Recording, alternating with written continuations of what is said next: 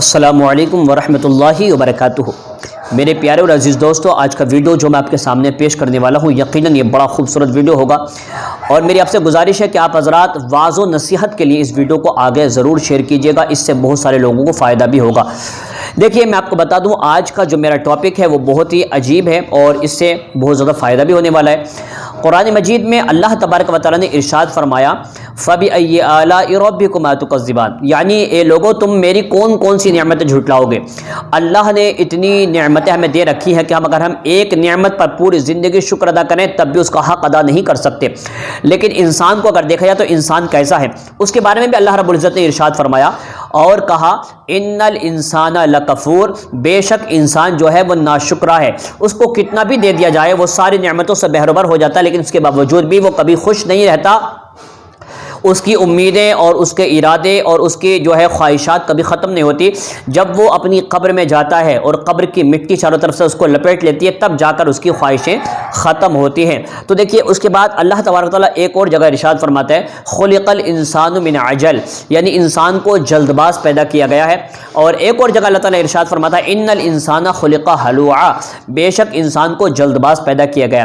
اب آپ دیکھ لیں مسلمانوں کی حالت کیسی ہے، مطلب مسلمان جو ہے وہ اپنی اصلی حالت سے ہٹ چکا ہے۔ کیسے ہٹ چکا ہے میں آپ کو بتا دیتا ہوں۔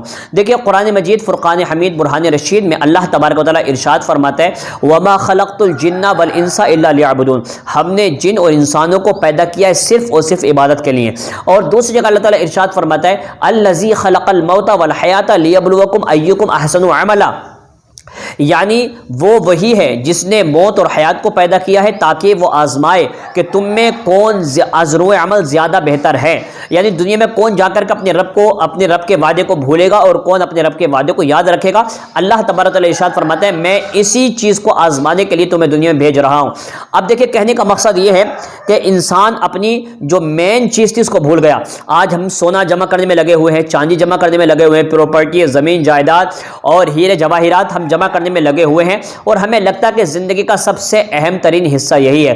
لیکن ہم یہ بھول جاتے ہیں کہ جب انسان کا انتقال ہوتا ہے، چاہے وہ کروڑ پتی ہو یا پھر ایک جو ہے روڈ پر سونے والا انسان ہو، جب دونوں اگر جاتے ہیں قبر کے اندر تو دونوں کے پاس ایک جیسا کفن ہوتا ہے، نہ اس کے کفن میں جیب ہے نہ اس کے کفن میں جیب ہے۔ مطلب یہ ہے کہ دونوں کے دونوں خالی ہاتھ آئے تھے اور خالی ہاتھ جا رہے ہیں۔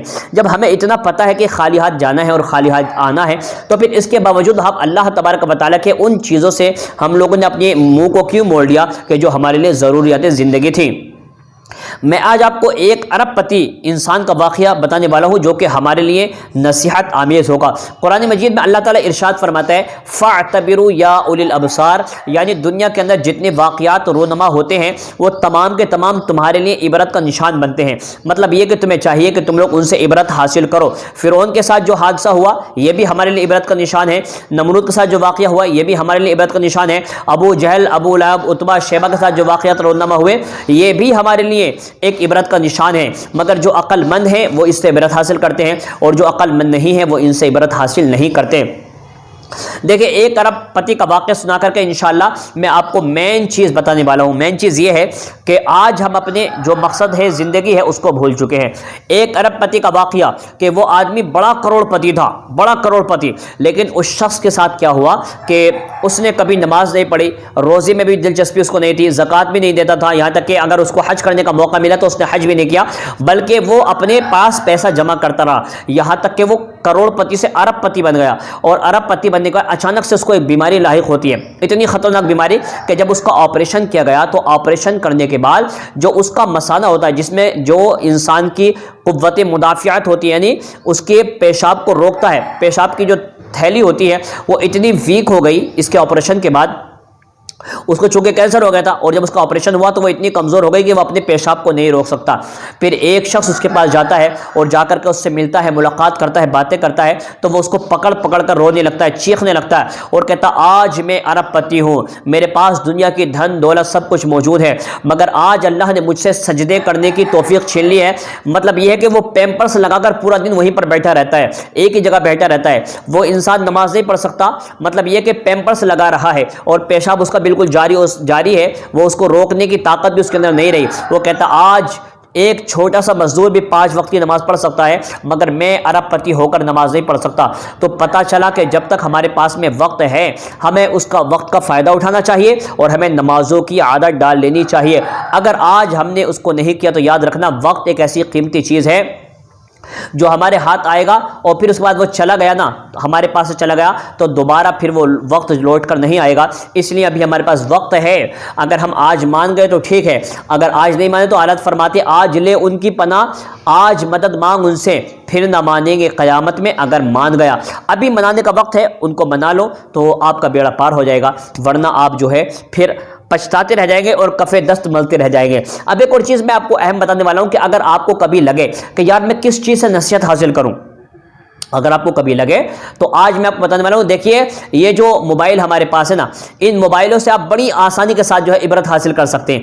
کیسے کر سکتے ہیں وہ میں آپ کو انشاءاللہ بتانے والا ہوں۔ دیکھیے عبرت کیسے حاصل کی جاتی ہے موبائل کے ذریعے سے، ایسے حاصل کی جائے گی کہ آپ جب جاتے ہیں مارکیٹ کو اور آپ موبائل خریدتے ہیں، موبائل خریدنے کے بعد آپ کا مین مقصد کیا ہوتا ہے؟ موبائل کا مین مقصد کیا ہے؟ آپ کو کسی کا بھی کال آئے تو انفارمیشن دینا، آپ اس کو ریسیو کرتے ہیں اور آپ اس پر جو ہے بات کرتے ہیں، فون یہ تو ہوتا ہے آپ کا مین کام، یہ ہوتا ہے آپ اس سے بات کرتے ہیں۔ لیکن اس کے بعد آپ کیا کرتے ہیں؟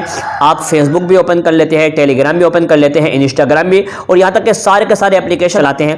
لیکن موبائل کہتا ہے کہ تم اپنی اوقات بھول سکتے ہو، میں اپنی اوقات نہیں بھول سکتا۔ جیسے ہی فون آتا ہے موبائل سارے اپلیکیشن کو بازو رکھتا ہے اور آپ کی ڈسپلے پر جو ہے وہ نمبر آنے لگتا ہے کہ بھائی فلاں نے آپ کو فون کیا ہے، اور پھر آپ کو بتاتا ہے کہ بھائی آپ کو جو ہے یہ فون پر بات کرنی ہے۔ آپ فوراً کیا کرتے ہیں؟ فون ریسیو کرتے ہیں اور اس سے بات کرنا شروع کر دیتے ہیں۔